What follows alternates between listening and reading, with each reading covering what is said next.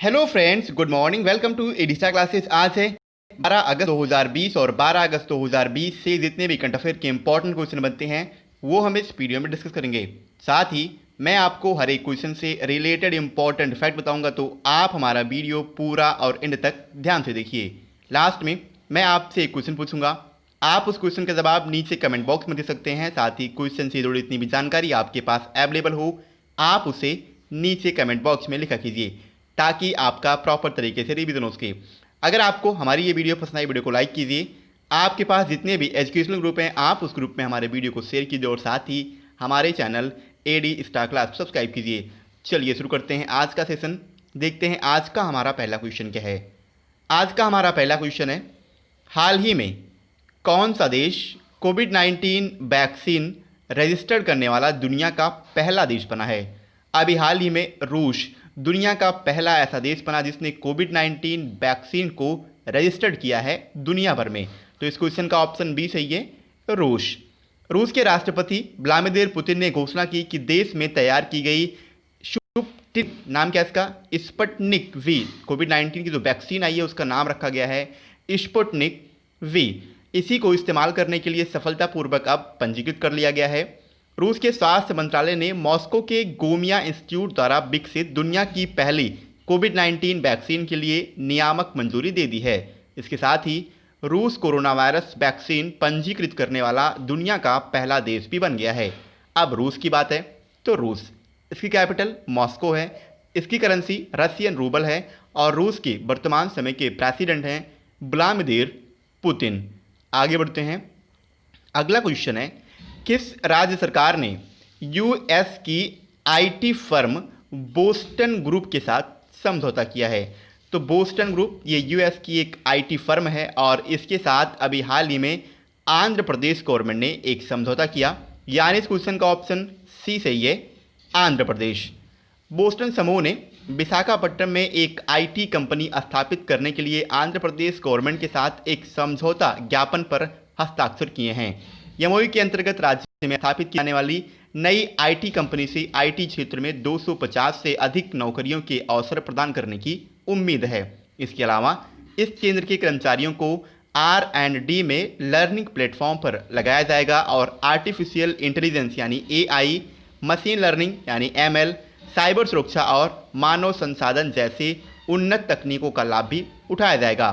अब आंध्र प्रदेश की बात है तो आंध्र प्रदेश, आपको याद रखना है आंध्र प्रदेश से एक इम्पॉर्टेंट क्वेश्चन यह है कि आंध्र प्रदेश की गवर्नमेंट ने अभी वहाँ के जो गवर्नर हैं विश्वभूषण हरिचंद्रन, इन्होंने 3 कैपिटल बनाने के लिए एक प्रस्ताव पर मंजूरी प्रदान कर दी है आंध्र प्रदेश गवर्नमेंट को, और ये काफ़ी इम्पॉर्टेंट रिसेंटली करंट अफेयर है आंध्र प्रदेश से रिलेटेड। आंध्र प्रदेश की वर्तमान समय की कैपिटल है अमरावती।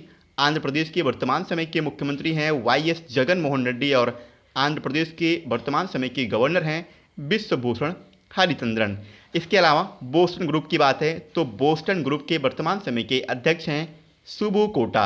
इसके अलावा आंध्र प्रदेश से इंपॉर्टेंट क्वेश्चन ये बनता है कि आंध्र प्रदेश ये भारत में भाषा के आधार पर गठित होने वाला भारत का पहला राज्य था आंध्र प्रदेश, जो कि लैंग्वेज बेस के ऊपर इसका गठन किया गया था। अगला क्वेश्चन है, किस मंत्रालय ने आत्मनिर्भर भारत को बढ़ावा देने के लिए 101 सुरक्षा वस्तुओं के आयात पर प्रतिबंध लगाया है।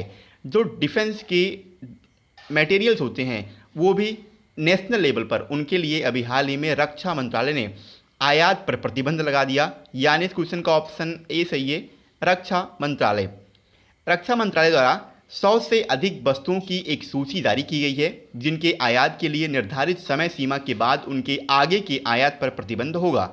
इसके अलावा प्रधानमंत्री के आत्मनिर्भर भारत आह्वान पर सैन्य मामलों के विभाग ने 101 वस्तुओं की एक सूची अभी जारी की है, जो रक्षा क्षेत्र में आत्मनिर्भरता की दिशा में एक काफ़ी बड़ा उठाने वाला कदम है। सूची में कुछ बंदूकें जो कि तोपखाने में यूज़ की जाती हैं, इसके अलावा assault rifles, Corbett, sonar system, इसके अलावा परिवहन विमान, हल्के लड़ाकू हेलीकॉप्टर, रडार और कई अन्य वस्तुएं हैं जिन्हें अब आयात नहीं की जाएगी और इनके आयात पर अभी रक्षा मंत्रालय ने प्रतिबंध लगा दिया है। अब रक्षा मंत्रालय की बात है तो वर्तमान समय के हमारे केंद्रीय रक्षा मंत्री हैं राजनाथ सिंह। अगला क्वेश्चन है, हाल ही में मनी तोम्बी सिंह का निधन हुआ है, वो कौन थे? मनी तोम्बी सिंह ये भारत के एक प्रतिष्ठित फुटबॉलर थे और अभी हाल ही में इनका निधन हो गया है, यानी इस क्वेश्चन का ऑप्शन सी सही है, फुटबॉलर। भारत के पूर्व डिफेंडर और मोहन बागान के कैप्टन थे मनी तोम्बी सिंह, इनका निधन हो गया है। वो मोहन बागान के लिए खेले और हिंदुस्तान एफसी टीम का हिस्सा भी थे, जिसने 2010 में दिल्ली सॉकर एसोसिएशन लीग का खिताब जीता था। मनी तोम्बी भारत के लिए 2002 में वियतनाम में एलजी कप खेले थे। ये मुख्य कोच के रूप में स्टीफन कंस्टेंटाइन का पहला टूर्नामेंट था और जब टाइटल के लिए वरिष्ठ राष्ट्रीय टीम के 31 साल के इंतजार को इन्होंने समाप्त किया था। वो 2002 बुसान एशियाई खेलों में भारतीय टीम का हिस्सा भी थे। अगला क्वेश्चन देखते हैं। अगला क्वेश्चन है, महिंद्रा राजपक्षे ने किस देश के चौथी बार प्रधानमंत्री के रूप में शपथ ग्रहण की है?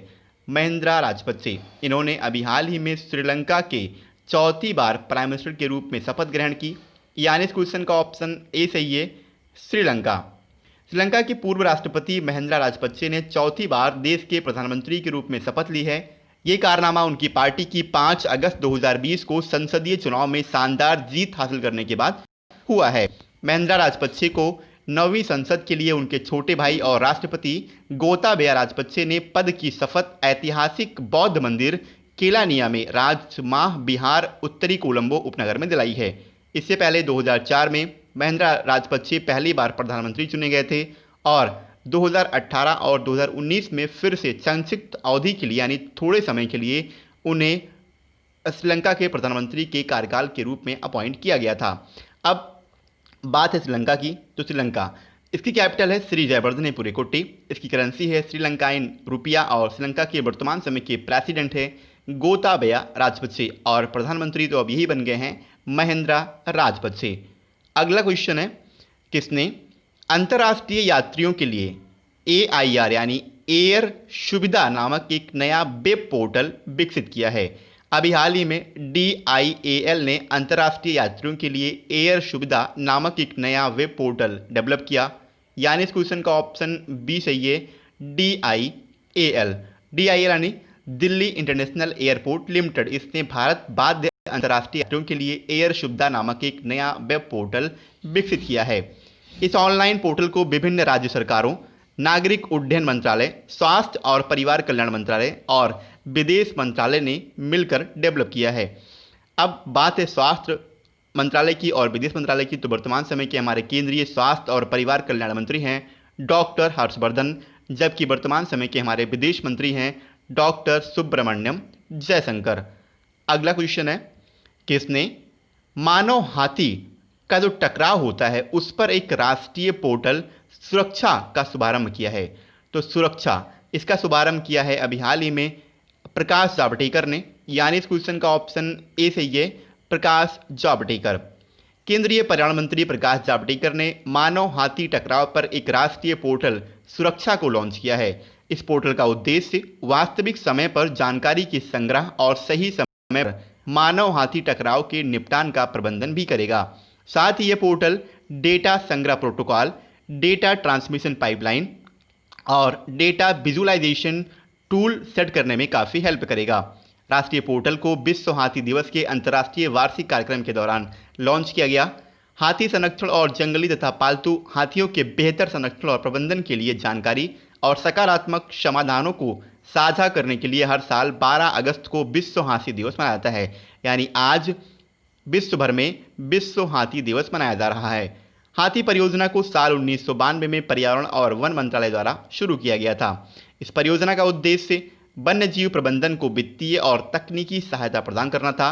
इसका उद्देश्य प्राकृतिक निवास स्थानों में हाथी आबादी का दीर्घकालिक अस्तित्व सुनिश्चित करना है।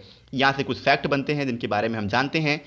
वर्तमान में 50,000 से 60,000 एशियाई हाथी हैं, जिनमें से 60% एशियाई हाथी भारत में निवास करते हैं। एशियाई हाथी को प्रकृति के संरक्षण के लिए अंतर्राष्ट्रीय संघ यानी IUCN रेड लिस्ट में लुप्त प्राय के रूप में सूचीबद्ध किया है। अब IUCN की बात है तो IUCN इसकी स्थापना 5 अक्टूबर 1948 को हुई थी।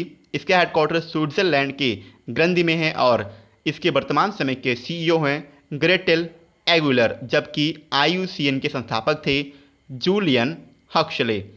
अगला क्वेश्चन है, वाल्टर रोजर मार्टोस रुइज किस देश के नए प्रधानमंत्री बने हैं?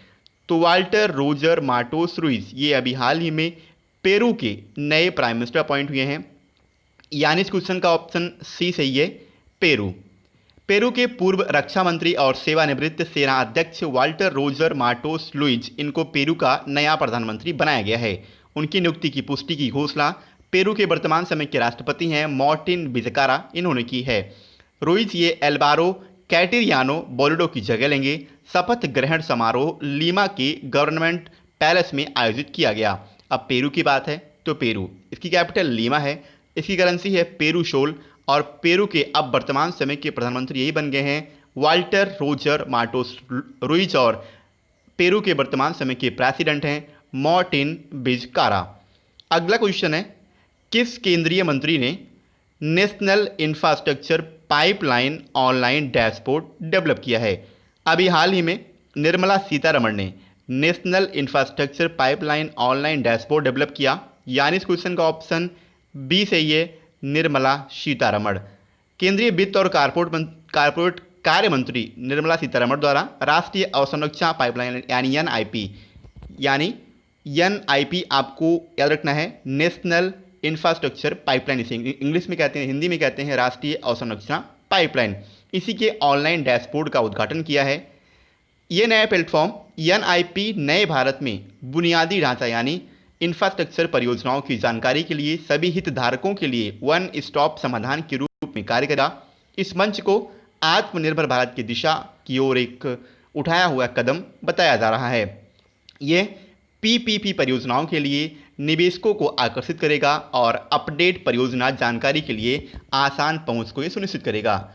आगे बढ़ते हैं, अगला क्वेश्चन है, हाल ही में अलेक्जेंडर लुकाशेंको ने छठी बार किस देश के राष्ट्रपति चुनाव में जीत दर्ज की है?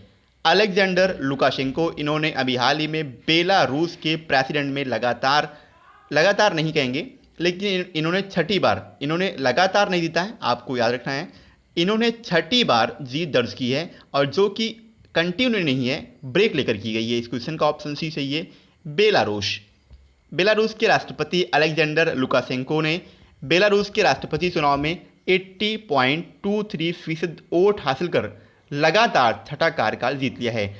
आपको याद रखना है लगातार है, मैं कंफ्यूज है इसलिए मैंने आपको बताया नहीं, लेकिन ये लगातार इन्होंने कंटिन्यू इन्होंने लगातार 5 बार जीता है, और इस बार इन्होंने छठी टाइम यानी 6 टाइम इन्होंने लगातार बेलारूस के प्रेसिडेंट के रूप में अब चुनाव को जीत लिया है। इन चुनाव में लुकाशेंको के मुख्य प्रतिद्वंदी थे पूर्व अंग्रेजी शिक्षक स्वेतलाना तचनौस्काया, इनको केवल 9.9% वोट ही मिले हैं। अब बेलारूस की बात है तो इसकी कैपिटल है मिन्स्क, इसकी करेंसी है बेलारूसी रूबल, और अब इसके वर्तमान समय के प्रेसिडेंट तो यही बन गए हैं अलेक्जेंडर लुकाशेंको। आप अपना प्रैक्टिस क्वेश्चन देखते हैं। कल मैंने आपसे क्वेश्चन किया था, हाल ही में किसे भारत का नया नियंत्रक और महालेखा परीक्षक यानी CAG से इंग्लिश में कहते हैं कंट्रोलर ऑडिटर जनरल नियुक्त किया गया है? क्वेश्चन का ऑप्शन ए सही था, गिरीश चंद्र मुर्मू। लगभग सभी बच्चों ने इसका सही आंसर दिया। एक बार मैं आपसे फिर कहूँगा, आपको क्वेश्चन के बारे में जितनी भी जानकारी पता है आप उसे नीचे कमेंट बॉक्स में ज़रूर लिखिए। आज का हमारा क्वेश्चन है, हाल ही में किस देश ने पर्यावरणीय आपातकालीन स्थिति की घोषणा की है? क्वेश्चन के 4 ऑप्शन हैं, मॉरिशस, मालदीव, मेडागास्कर और आयरलैंड।